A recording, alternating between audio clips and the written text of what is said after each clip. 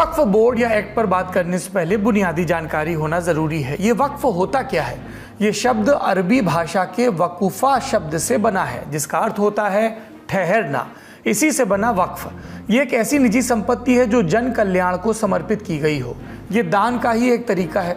परंपरा है कि मुस्लिम धर्मावलंबी अपनी निजी साइकिल से लेकर इमारत तक किसी भी चीज़ को वक्फ करार दे सकते हैं। जब वो ऐसा करेंगे तब उन्हें कहा जाएगा वाकिफ़।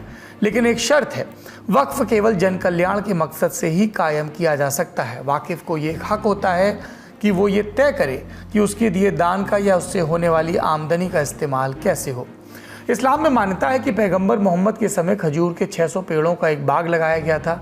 इससे होने वाली आमदनी से उस समय मदीना के गरीब लोगों की मदद की जाती थी। इसे वक्फ के सबसे पहले और पुराने उदाहरणों में से एक माना जाता है। इसी तरह अरब संस्कृति और भाषा की पढ़ाई के लिए सबसे उम्दा माना जाता है मिस्र की राजधानी काहिरा में स्थित अल अज़हर यूनिवर्सिटी को, जो 10वीं सदी में बनी थी और वक्फ के ज़रिए और अभी भी कायम है। 7वीं सदी में जब अरब सिंध तक पहुँचे, उसके बाद भारत देश में भी वक्फ कायम किए जाने लगे और इसकी संख्या में बढ़ोतरी तब देखने को मिली जब ये आक्रांता बड़ी संख्या में उत्तर भारत के इलाकों में दाखिल हुए, अपना राज कायम किया और यहीं सेटल हो गए। मिसाल के लिए दिल्ली सल्तनत के वक्त से वक्फ संपत्तियों का लिखित जिक्र मिलने लगता है। उस ज़माने में ज़्यादातर संपत्ति बादशाह के पास होती थी, इसलिए प्रायः वही वाकिफ़ होते थे। जैसे कई बादशाहों ने मस्जिदें बनवाई, वो सारी वक्फ हुई और उनके प्रबंधन के लिए स्थानीय स्तर पर इंतज़ामिया कमेटियाँ बनती रहीं। अब वर्तमान पर आते हैं। भारत में वक्फ बोर्ड कब बना? 1947 में आज़ादी के बाद पूरे देश में पसरी वक्फ संपत्तियों के लिए एक स्ट्रक्चर बनाने की बात हुई। इस तरह साल 1954 में संसद ने वक्फ एक्ट 1954 पास किया और इसी के नतीजे में ये बोर्ड बना। ये एक ट्रस्ट था जिसके तहत सारी वक्फ संपत्तियां आ गई। 1955 में यानी कानून लागू होने के एक साल बाद इस कानून में संशोधन कर राज्यों के लेवल पर वक्फ बोर्ड बनाने का प्रावधान किया गया। इसके बाद अगला बड़ा बदलाव आया साल 1995 में, यानी कि 41 साल बाद, जब नया वक्फ बोर्ड एक्ट आया और इसके बाद एक और संशोधन हुआ 2013 में।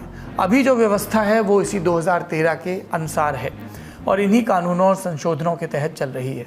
प्रायः मुस्लिम धर्मस्थल इस वक्फ बोर्ड एक्ट के तहत ही आते हैं, लेकिन इसके अपवाद भी हैं।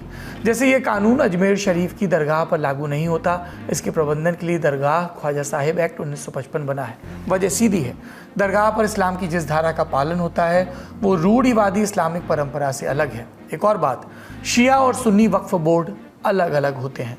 समय समय पर वक्फ एक्ट में हुए संशोधनों की बात करें तो 1995 में बाबरी मस्जिद कांड के बाद पीवी नरसिम्हा राव सरकार ने वक्फ एक्ट 1954 में बदलाव किया था। बदलाव ये कि वक्फ एक्ट 1995 के सेक्शन 3R के मुताबिक अगर वक्फ बोर्ड किसी संपत्ति को मुस्लिम कानून के मुताबिक पाक, मजहबी या चैरिटेबल माने तो वो संपत्ति वक्फ बोर्ड की हो सकती है। अगर किसी को इस फैसले से एतराज़ रहे तो वो वक्फ से गुहार लगा सकता है, यानी एक किस्म का ये ट्राइब्यूनल भी हो गया।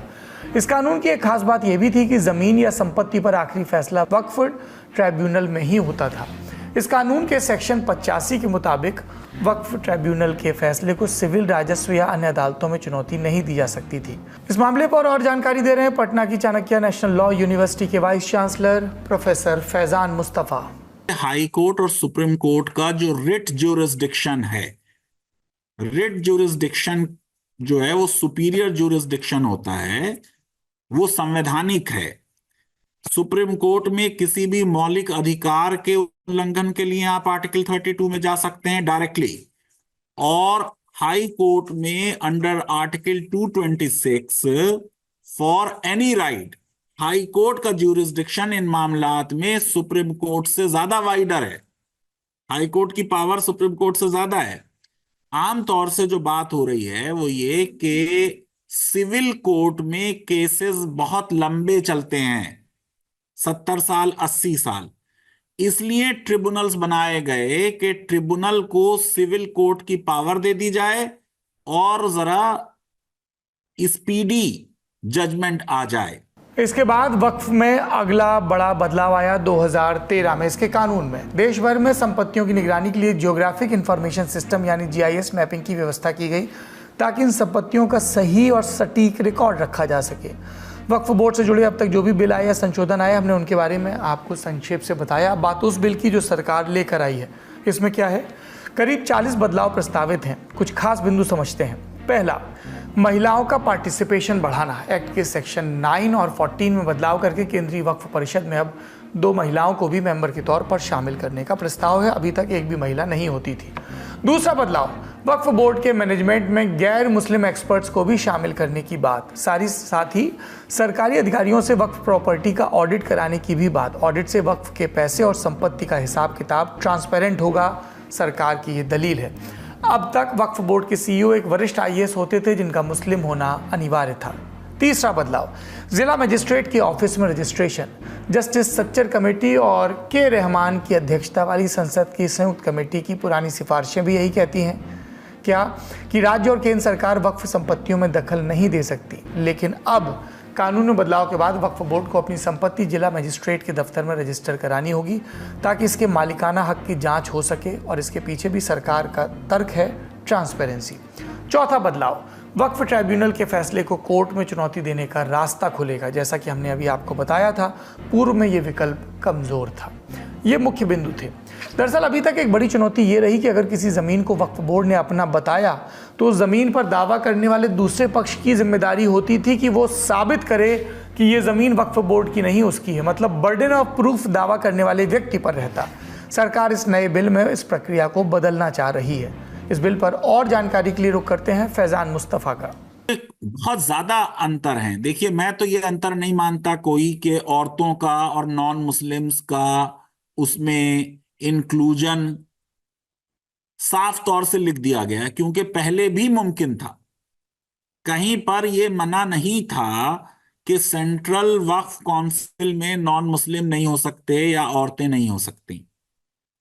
वक्फ बोर्ड के सिलसिले में यह प्रावधान था कि उसमें मुसलमान होंगे, जैसा कि जो हिंदू टेम्पल बोर्ड्स हैं तमिलनाडु में, कर्नाटका में और आपके केरला में, उनके लिए प्रावधान है कि उसमें सिर्फ हिंदू होंगे, यानी सिख, जैन और बौद्ध, जो हिंदू की परिभाषा में संविधान के अनुच्छेद 25 में शामिल हैं, लेकिन वो मेंबर नहीं हो सकते हैं। इसी तरह यहां पर भी लिख दिया गया। इसको हटा दिया गया, स्वागत के योग्य है, कोई बात नहीं है।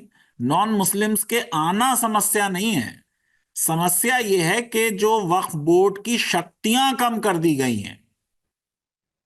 अच्छे नॉन मुस्लिम्स वक्फ के मैनेजमेंट में इन्वॉल्व हों, यह देश के लिए बहुत अच्छी चीज होगी। वक्फ बोर्ड और विपक्ष बिल की किन बातों का विरोध कर रहे हैं, ये भी जानते हैं। आरोप कि सरकार ने इससे जुड़े लोगों से और विपक्षी दलों से कानूनी बदलावों को लेकर बातचीत और रायशुमारी नहीं की। यह भी कि संविधान का अनुच्छेद 26B धार्मिक संप्रदायों को धर्म के मामलों में प्रबंधन का अधिकार देता है। वक्फ बोर्ड का तर्क कि उसकी संपत्ति अल्लाह के नाम की संपत्ति, ऐसे मगर सरकार वक्फ के कानून में बदलाव करके इसकी स्वतंत्रता और स्वायत्तता छीनना चाहती तो सही नहीं। तीसरा तर्क, किसी संपत्ति के वक्फ के तहत आने या ना आने का फैसला लेने का वक्फ बोर्ड का अधिकार वापस ले लिया गया है। 3 सदस्यों वाली वक्फ ट्राइब्यूनल को भी 2 सदस्यों तक सीमित कर दिया गया। ये कमजोर करना है। विपक्ष और वक्फ बोर्ड की शंकाओं पर भी हमने एक्सपर्ट से बात की। ये सारा मामला हुआ ये कि वक्फ की बहुत सी प्रॉपर्टीज पे इलीगल कब्जा हुआ था। ये कब्जा ज्यादातर मुसलमानों ने किया। वक्फ की प्रॉपर्टी पे ज्यादातर भ्रष्टाचार मुसलमानों ने किया। जो वक्फ के केस चले वो एक मुसलमान के दूसरे मुसलमान के अगेंस्ट केस चले। जब वक्फ का सर्वे शुरू हुआ, ये भारत में बहुत इंपॉर्टेंट काम हुआ कि वक्फ का सर्वे होने लगा। सर्वेयर कौन अपॉइंट करेगा? सर्वे कमिश्नर, राज्य सरकार। सर्वेयर कमिश्नर को भी सिविल कोर्ट की पावर्स दी गई कि वो एविडेंस लेगा, डॉक्यूमेंट देखेगा। उसके बाद राज्य सरकार अपने यहां से गजट में लिस्ट पब्लिश करेगी वक्फ प्रॉपर्टीज की। तो कई जगह जब सर्वे हो गया तो बहुत सी प्रॉपर्टीज जो वक्फ प्रॉपर्टी नहीं थी, सबूत मिल गए कि वो वक्फ प्रॉपर्टी हैं। अब हम इस शौक में हैं कि ये वक्फ का नंबर कैसे बढ़ गया। वक्फ का नंबर अपने आप नहीं बढ़ गया। Proper surveyor of Waqf commissioners की रिपोर्ट पर राज्य के गजट में वो पब्लिश हुआ। अब आपको उसको और वेरिफिकेशन करना है तो कर लें, अब वेरिफिकेशन की कोई बात नहीं है। बोर्ड, जाहिर है कि किसी के पास कोई पावर होगी और वो पावर छीनी जाएगी तो वो विरोध करेगा, वो बात नहीं है। बात यह है कि क्या इस बिल से वक्फ का मैनेजमेंट इंप्रूव करेगा, वक्फ की प्रॉपर्टियों को संरक्षण मिलेगा, या वक्फ के संरक्षण को कम किया जा रहा है। ये वो पैरामीटर है जिस पर इस बिल को ऑब्जेक्टिवली इवैल्यूएट किया जाना चाहिए। ये जो सवाल उठ रहे हैं इन पर भारतीय जनता पार्टी और सरकार का क्या कहना है, ये विस्तार से बता रहे हैं यूपी सरकार में अल्पसंख्यक कल्याण और मुस्लिम वक्फ और हज मामलों के मंत्री दानिश अंसारी। लगातार ऐसी शिकायतें आम मुस्लिम समाज की तरफ से आ रही हैं, जहां पर उनके द्वारा कहा जा रहा है कि वक्फ की संपत्तियों का मिसयूज हो रहा है, वहां पे इलीगल कब्जे हो रहे हैं, वहां पे वक्फ की संपत्तियों को जो गलत तरीके से बेचा भी जा रहा है। कई सारी शिकायतें आई, वक्फ की संपत्तियां बेची नहीं जा सकती है। ये एक बहुत गंभीर विषय है। वक्फ की संपत्ति मुस्लिम समाज के डेवलपमेंट के लिए बहुत ही आवश्यक है, इंपॉर्टेंट है। इस बात की गंभीरता को मोदी सरकार समझती है। स्ट्रक्चर कमेटी ये भी कांग्रेस पार्टी के ड्यूरेशन में बनी, उसमें भी कहा गया कि वक्फ की जो संपत्तियां हैं उसकी मिसहैंडलिंग हो रही है, उनका डॉक्यूमेंटेशन प्रॉपर नहीं हो रहा है, वो डॉक्यूमेंट जो है सेंट्रलाइज होने चाहिए, उनका जो है प्रॉपर यूटिलाइजेशन होना चाहिए। और एक और कमेटी बनी, ज्वाइंट पार्लियामेंट्री कमेटी, एक पहले भी बनी थी, जिसके चेयरमैन कांग्रेस पार्टी के ही जो मिनिस्टर हैं वो थे। उनका भी रिकमेंडेशन कांग्रेस पार्टी ने नहीं माना। उस रिकमेंडेशन में क्या कहा गया था, उस जेपीसी में क्या कहा गया था, उस ज्वाइंट पार्लियामेंट्री कमेटी में ये कहा गया था कि वक्फ की जो संपत्तियां हैं उस समय उसकी जो प्रॉपर उसका डॉक्यूमेंटेशन नहीं है, वहां पर सेंट्रलाइज कोई सिस्टम नहीं है वक्फ की संपत्तियों का रिकॉर्ड रखने के लिए। वक्फ की संपत्तियां ये रेवेन्यू बोर्ड में भी दर्ज होनी चाहिए। अगर वक्फ की संपत्तियों के डॉक्यूमेंटेशन होंगे, उनका सेंट्रलाइज सिस्टम से उनको हैंडल करेंगे, उनको हम जीपीएस मैपिंग करेंगे, अवैध जो कब्जे हो रहे हैं उनको कब्जा मुक्त करेंगे और इलीगल इंक्रोचमेंट्स को हटाएंगे और इलीगली उसको बेचे जाने से रोकेंगे, तो इससे किसको फायदा होगा? इससे मुस्लिम समाज के लोगों को फायदा होगा। लेकिन मुसलमानों का विकास, उनका फायदा ये कांग्रेस पार्टी और समाजवादी पार्टी को हजम नहीं होता है। ऐसा भी नहीं कि सरकारी प्रस्तावों का बचाव सिर्फ भाजपा नेता ही कर रहे। याद करिए, हमने बताया था कि अजमेर शरीफ दरगाह वक्फ बोर्ड एक्ट के तहत नहीं आता। इसी तरह देश की कई दरगाह प्रबंधन कमेटियां भी मोदी सरकार के इन प्रस्तावों का स्वागत कर रही हैं। जैसे ऑल इंडिया सूफी सज्जाद नशी काउंसिल यानी AISSC, इसने बयान जारी करके इस नए बिल का समर्थन किया।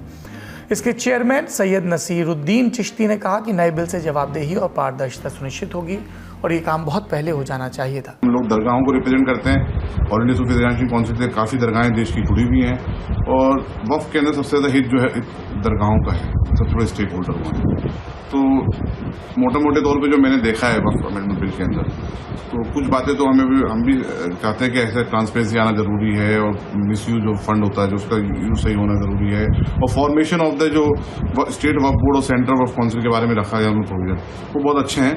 और कुछ बातों में हमारा भी कंसर्न है, तो हम हमारी बात हुकूमत के सामने रखेंगे एक बार बिल पेश हो जाए, और हमें पूरी उम्मीद है कि सरकार सबकी बात दोबारा सुन करके और एक अच्छा बिल लाएगी। इस मामले के सभी पक्षों को आपने जाना। अब एक आखिरी बात जो जहन में आती है वो ये कि वक्फ संपत्तियों का मामला आखिर इतना बड़ा और पेचीदा क्यों है। Waqf Council of India, Waqf Management System of India और भारत सरकार के माध्यम से हमने कुछ डेटा जुटाया। ये कहता है कि देश में रेलवे और सेना के बाद सबसे ज़्यादा ज़मीन जिस संस्थान के पास है उनमें वक्फ बोर्ड एक है। इसके पास करीब 9.4 लाख एकड़ ज़मीन है। रेलवे के पास 33 लाख एकड़ और सेना के पास 17 लाख एकड़। चल मिलाएं तो वक्फ की 25 लाख से ज़्यादा संपत्तियां हैं और यही इस मामले की जड़ है, संपत्ति। चूंकि वक्फ इस्लामिक मान्यताओं के तहत काम करते हैं, इसलिए इससे जुड़े कानूनों में बदलाव धार्मिक मामलों में दखल की तरह कुछ लोगों को लगता है, खासतौर पर एक ऐसे वक्त में जब अल्पसंख्यकों को लेकर केंद्र के रिकॉर्ड पर एक पक्ष सवाल उठाता रहा है। पर एक बात और है, राज्यों के वक्फ बोर्ड के तत्वाधान में आने वाली संपत्तियों का प्रबंधन बहुत अच्छे से हो रहा था, ऐसा कहने की कोई वजह नहीं मिलती है। सैकड़ों साल पहले कायम हुए वक्फों के प्रबंधन को लेकर चल रही लड़ाइयां जग जाहिर हैं। इसकी संपत्ति पर विवाद को लेकर 18,000 से ज़्यादा केस ट्राइब्यूनल में पेंडिंग है और 150 से ज़्यादा केस हाई कोर्ट या सुप्रीम कोर्ट में पेंडिंग है। देश भर में वक्फ की संपत्तियों पर भूमाफियाओं के पनपने, इसके रिकॉर्ड को लेकर पारदर्शिता की कमी और बंदरबाट जैसे इल्ज़ाम लगातार लगते रहे हैं। कुछ उदाहरणों से समझते हैं। इंडिया टुडे मैगजीन इसकी वक्फ संपत्तियों पर की गई एक विस्तृत रिपोर्ट कहती है कि लखनऊ के बड़े इमामबाड़े के पीछे कभी 20 बीघे का खुला मैदान हुआ करता था, बाद में सैकड़ों दुकानें और झुग्गी बस्ती बन गई। इमामबाड़े के बगल में भी वक्फ की ज़मीन पर 2 मंजिले मकान बन गए। यही हाल लखनऊ में वक्फ करबला अब्बास बाग का है। यहाँ की 25 बीघा में से करीब 10 बीघा ज़मीन भूमाफियाओं ने प्लॉटिंग करके बेच दी। लखनऊ में वक्फ संपत्ति को बचाने के लिए गठित संस्था हुसैनी टाइगर्स के पदाधिकारी तक ऑन रिकॉर्ड ये बात स्वीकार कर चुके हैं कि इसकी संपत्ति का प्रबंधन करने का जिम्मा संभालने वाले मुतवल्लियों ने ही संपत्तियों में भ्रष्टाचार किया। कि अगर 15 साल तक कोई लैंड ऐसे ही यूजलेस पड़ी हुई है, किसी भी आदमी की है, वो किसी कारण से वो दिल्ली में नौकरी कर रहा है या वो यूएस चला गया है, तो ये लोग क्या करते हैं कि वहां पर किसी ना किसी को पहले बैठाला जाता है, झोपड़ी डाली जाती है और उसके बाद उसको रसीद काट दी जाती है। तो ये जो मेरा वर्तमान केस है जिसको हम लोग खुद ही कर रहे हैं, तो इसमें यही इशू बन रहा था कि आपने उन्होंने उसकी रसीद काटी और आपने इस तरीके से करके उस लैंड को ये दिखाने की कोशिश करी कि ये हम वक्फ की लैंड सिद्ध कर दें। क्योंकि उसमें सबसे बड़ा कैच दिक्कत क्या आता है कि वक्फ डीड इज वेरी इंपॉर्टेंट। अगर वक्फ लैंड शो करना है तो आपको वक्फ डीड दिखानी पड़ेगी, और वक्फ का जो रिकॉर्ड होता है उसका मुआयना करने का अधिकार किसी को नहीं होता। वो किसी को मुआयना करने नहीं दिया जाता जब तक मुतवल्ली ही जो होता है वही परमिशन ना दे, वो नो ऑब्जेक्शन ना दे। अब जब मुतवल्ली से ही कहते हैं हमारा झगड़ा होगा तो हमें रिकॉर्ड देखने को कैसे मिलेगा और हम अपने आप को कैसे सही साबित कर पाएंगे। 2013 में उत्तर प्रदेश सेंट्रल सुन्नी वक्फ बोर्ड के पूर्व सीईओ अकमल हुसैन की एक जांच रिपोर्ट आई थी। इसके एक अंश में बात लिखी है। क्या स्थानीय लोगों, अतिक्रमण करने वालों और मकानों के किराएदारों से बातचीत के बाद समझ आया कि वक्फ संपत्तियों की अनियमितता और भ्रष्टाचार में हमारे कर्मचारियों, स्थानीय ऑडिटर्स और संबंधित मुतवल्ली या कमेटी के एग्जीक्यूटिव की मिलीभगत है। अकमल हुसैन ने भ्रष्ट बोर्ड अधिकारियों की संपत्ति की जांच सीपीआई, इकोनॉमिक ऑफेंस विंग या डायरेक्टरेट ऑफ रेवेन्यू इंटेलिजेंस जैसी जांच एजेंसी कराने की सिफारिश भी की थी, पर हुआ कुछ भी नहीं। 2013 में ही छपी इंडिया टुडे मैगजीन की पत्रकार पीयूष बबेली की एक रिपोर्ट ने वक्फ संपत्तियों से जुड़े 2 और बड़े बिंदु उठाए जो आज भी मौजूद हैं। पहला, ज़्यादातर वक्फ में या तो ऑडिट नहीं हो रहा या फिर इसके नाम पर खाना पूर्ति हो रही है। ऐसे बहुत से मामले जहां फर्जी कर्मचारियों को पेमेंट दिखाकर पैसा मुतवल्ली या कमेटी एग्जीक्यूटिव की जेब में जा रहा। वक्फी ज़मीन को लोग निजी मिल्कियत के तौर पर भी इस्तेमाल कर रहे हैं। दूसरा बिंदु, दिल्ली के ऐतिहासिक जामा मस्जिद को लेकर आरोप लगते रहे कि इससे कितनी आमदनी होती है या वित्तीय लोखा जोखा किसके पास है, किसी को नहीं पता। मौलवियों को दी जाने वाली तनख्वाह के आंकड़े गिराने के अलावा दिल्ली वक्फ बोर्ड इस पर मुकम्मल जवाब नहीं देता रहा। यह आंकड़ा सामने नहीं आता कि जामा मस्जिद में चलने वाली पार्किंग का पैसा कौन ले रहा, आसपास की दुकानों का किराया कहाँ जा रहा है, वगैरह वगैरह। ये सब एक तरफ है। मिसालें ऐसी भी हैं जब अमुक वक्फ बोर्ड ने ऐसी मांग कर दी कि देश भर की अदालतें सर पीटने लगी। मसलन जुलाई 2005 में सुन्नी वक्फ बोर्ड ने आदेश दे दिया कि ताजमहल को वक्फ संपत्ति करार दिया जाए। 2010 में भारतीय पुरातत्व विभाग एएसआई इस फैसले के खिलाफ सुप्रीम कोर्ट पहुंचा। मामला घिसटता रहा। अप्रैल 2018 में अदालत ने कहा यदि ताजमहल को वाकई वक्फ के रूप में कायम किया गया था तो इस बाबत शाहजहां के दस्तखत वाला कोई दस्तावेज पेश किया जाए। सुन्नी वक्फ बोर्ड ने तब कहा संपत्ति तो अल्लाह की है लेकिन मालिकाना बोर्ड को दिया जाए ताकि प्रबंधन ठीक से हो। बोर्ड ने यह भी स्वीकारा कि शाहजहां के दस्तखत तो मौजूद नहीं, लेकिन चूंकि ताजमहल लंबे समय से वक्फ संपत्ति की तरह प्रयोग में लाया जा रहा है इसलिए मालिकाना बोर्ड को देने में कोई हर्ज नहीं। तब सीजीआई दीपक मिश्र ने कहा था कि ऐसे में बहुत बड़ी समस्या खड़ी हो जाएगी। ऐसा एक मामला जुलाई 2024 में मध्य प्रदेश में सामने आया। सुन्नी वक्फ बोर्ड ने बुरहानपुर जिले में स्थित 3 ऐतिहासिक धरोहरों को 2013 में वक्फ संपत्ति करार दिया। इनमें एक शाहजहां की बहू बेगम बिल्किस की मज़ार भी थी, साथ में नादिर शाह की कब्र और शाह जुजा का स्मारक। एएसआई इस मामले को लेकर मध्य प्रदेश हाईकोर्ट गया जहां एमपी वक्फ बोर्ड का फैसला पलटा गया। मतलब वक्फ बोर्ड एक्ट में सुधार की गुंजाइश से तो कभी भी इनकार नहीं किया जा सकता था, और इसलिए कई हलकों में नरेंद्र मोदी सरकार के इस फैसले को एक ज़रूरी दखल की तरह बताया जा रहा है। पर साथ में ये सवाल भी पूछा जा रहा है कि जिस बदलाव को सुधार बताया जा रहा है वो सुधार है या नहीं, और क्या इससे अल्पसंख्यकों के हितों को भी ठेस पहुंचती है। यही वजह है कि जब ये अटकल सही निकली कि सरकार वक्फ कानून बदलेगी और संसद में मसौदा भी आया तो भयंकर हंगामा मचा। 8 अगस्त को लोकसभा में विधेयक पेश किया गया। अल्पसंख्यक मामलों के मंत्री किरण रिजिजू ने बिल सदन में रखा। बिल का नाम लिया ही था कि हंगामा शुरू हो गया। Your permission, I rise to move for leave to introduce the Waqf Amendment Bill 2024. Venugopal. इन सब के बीच मंत्री जी ने तमिलनाडु के एक प्रकरण का हवाला दिया। अभी तक मैंने आपको इतने जो प्रसंग बताए लखनऊ के, मध्य प्रदेश के, उसी क्रम में इस प्रसंग को सुनिए। तिरुचिरापल्ली डिस्ट्रिक्ट है तमिलनाडु में, वहाँ 1500 साल पुराना सुंदरेश्वर टेम्पल मंदिर वहाँ मौजूद थे, और वहाँ बेचारे एक वहाँ के गांव में रहने वाले, उसको पता भी नहीं है, वो अपना जमीन बेचने के लिए 1.2 एकड़ जो बेचने के लिए गए तो वहाँ बताया गया कि आपका गांव तो वक्फ का जमीन है। आप सोचिए, पूरा गांव को वक्फ प्रॉपर्टी डिक्लेयर कर दिया गया। आप सोचिए, वो वो गांव का इतिहास 1500 साल पुराना है और सारे के सारे गांव को वक्फ का प्रॉपर्टी डिक्लेयर कर दिया गया है। इसके बाद केरल के अलपुजा से कांग्रेस सांसद के.सी. वेणुगोपाल बिल पर बोलने के लिए उठे और इसे ड्रैकोनियन बिल करार दिया और कहा यह संविधान की ओर से दी गई धार्मिक आज़ादी के खिलाफ है, मूलभूत अधिकारों के खिलाफ है। वेणुगोपाल ने सवाल भी किया कि क्या अयोध्या के मंदिर में कोई नॉन हिंदू है, क्या किसी मंदिर की कमेटी में किसी गैर हिंदू को रखा गया। वक्फ भी एक धार्मिक संस्था है, ये बिल समाज को बांटने की कोशिश है। This bill is a fundamental attack on constitution. Through this bill, they are putting a proviso that non-Muslims also be the member of the governing council. The Supreme Court constitutes the board of Ayodhya. Whether anybody can think that a non-Hindu be the part of Ayodhya Mandir, correctly an attack on the faith and freedom of religion. You are going for Muslims. Next, you will go for Christians. Next, you will go for Jains. Next, you will go for Parsi. Next. इसके बाद रामपुर सपा सांसद मोहिबुल्ला ने भी चार धाम से लेकर गुरुद्वारा प्रबंधक committee का उदाहरण दिया और कहा इन सब जगहों पर केवल उसी धर्म के लोगों को कमेटी का सदस्य बनाया जाता है, फिर मुसलमानों के साथ अन्याय क्यों। इसके जरिए से सरकारी अमले को बाज़ाब्ता तौर पर यह हक आखिर कलेक्टर को दिया जा रहा है, सर्वे कमिश्नर के इख्तियारात खत्म किए जा रहे हैं। आखिर सर्वे कमिश्नर भी तो गवर्नमेंट ऑफ इंडिया का होता है। सर ऐसे कैसे कर सकते हैं हम? और फिर सर उसमें मेरे मजहब के मुतालिक चीजें हैं तो वो कैसे कोई दूसरा तय करेगा? क्या कुरान में क्या लिखा है, फिक़ा में क्या लिखा है, इस्लाम में क्या लिखा है, ये आप तय करेंगे या मैं तय करूंगा? सर इससे हम मजहब में दखलंदाजी कर रहे हैं, इंटरफेरेंस ऑफ द रिलीजन कर रहे हैं। सर इस तरह के कवानीन से मुल्क की शाख को नुकसान पहुंचेगा।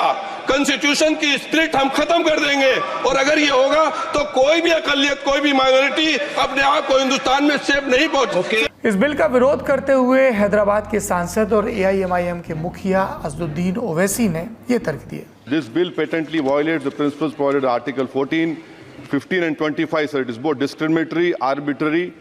अगर कल कोई आके बोलेगा कि नहीं मैं 5 साल से इस्लाम प्रैक्टिस नहीं कर रहा हूं, कौन डिसाइड करेगा सर? और एक न्यू कन्वर्ट है, does he has to wait for 5 years to give his property to waqf? Isn't that violation of right to freedom of religion? ये तो विपक्ष की बात हो गई। सत्ताधारी NDA लोक जनशक्ति पार्टी रामविलास की तरफ से चिराग पासवान ने और जनता दल यूनाइटेड की तरफ से लल्लन सिंह ने बिल का समर्थन किया। लल्लन सिंह बोले कोई भी संस्था जब निरंकुश होगी तो सरकार उस पर अंकुश लगाने के लिए, पारदर्शिता लाने के लिए कानून बनाएगी, ये सरकार का हक है। कहां से ये मुसलमान विरोधी है? कौन सा इसका कानून मुसलमान विरोधी बताता है? यहाँ उदाहरण दिया जा रहा है कि अयोध्या की मंदिर, गुरुबाई, अरे मंदिर और संस्था में अगर अंतर आपको नहीं समझ में आ रहा है तो आप कौन सा तर्क खोज रहे हैं? अरे ये मंदिर नहीं है, आपके मस्जिद को छेड़छाड़ करने का प्रयास नहीं किया जा रहा है। यह एक कानून से बना हुआ संस्था है। उस संस्था को पारदर्शी बनाने के लिए कानून बनाया जा रहा है। इन सबके बीच महाराष्ट्र के बारामती से NCP शरद पवार गुट की सांसद सुप्रिया सुले ने एक और बड़ा आरोप लगाया सरकार पर। कहा कि इसकी एक नई कार्यप्रणाली देखने को मिल रही है, संसद से पहले मीडिया को बताते हैं। इस पर स्पीकर ओम बिरला ने कहा 6 अगस्त को ही लोकसभा के पोर्टल पर बिल को सर्कुलेट कर दिया गया था। फिर संसदीय कार्य मंत्री किरण रिजिजू भी खड़े हुए और कहा कि बिजनेस एडवाइजरी कमेटी में भी इस बिल पर चर्चा हुई थी। बिल के ऊपर सदन में कई दिलचस्प मुठभेड़ हुई जिन पर दिन भर सोशल मीडिया में, टीवी मीडिया में चर्चा रही। मसलन अमित शाह वर्सेस अखिलेश यादव या दूसरे नेता, एक एक करके सबकी प्रतिक्रिया सुनते हैं। आप लोकतंत्र के न्यायाधीश हैं और मैंने अध्यक्ष महोदय सुना है इस लॉबी में कि कुछ अधिकार आपके भी छीने जा रहे हैं, उसके लिए हम लोगों को लड़ना पड़ेगा आपके लिए। अध्यक्ष के अधिकार अखिलेश जी सिर्फ विपक्ष के नहीं है, पूरे सदन के हैं। इस तरह की गोलमोल बात आप नहीं कर सकते हो। आप नहीं हो अध्यक्ष के अधिकार के संरक्षक। एक मिनट। इस बहस और हंगामे के बीच फिर केंद्रीय कानून मंत्री किरण रिजिजू खड़े हुए और उन्होंने ऐलान किया कि सरकार बिल की JPC से समीक्षा के लिए तैयार है। JPC यानी ज्वाइंट पार्लियामेंट्री कमेटी, ये एक अस्थायी कमेटी होती है जो किसी भी विषय विशेष या विधेयक की जांच करने के लिए संसद द्वारा बनाई जाती है। इसमें दोनों सदनों के ज़्यादातर दलों के सदस्य शामिल किए जाते हैं, यानी सत्ता पक्ष के लोग भी और विपक्ष के लोग भी। दोनों तरफ के मेंबर होते हैं। लोकसभा अध्यक्ष द्वारा नियुक्त कोई सदस्य इसकी अध्यक्षता करता है। इसमें सदस्यों की संख्या पर भी कोई सीमा तय नहीं है। इसको काम पूरा होने के बाद भंग कर दिया जाता है। बिल के जेपीसी में जाने का मतलब विपक्ष की उस आशंका को फिलहाल एड्रेस किया गया है कि बिल तैयार करने में हर दल की रायशुमारी नहीं ली गई। हालांकि जेपीसी की तरफ से आने वाली सलाह को मानने के लिए सरकार बाध्य नहीं होती है।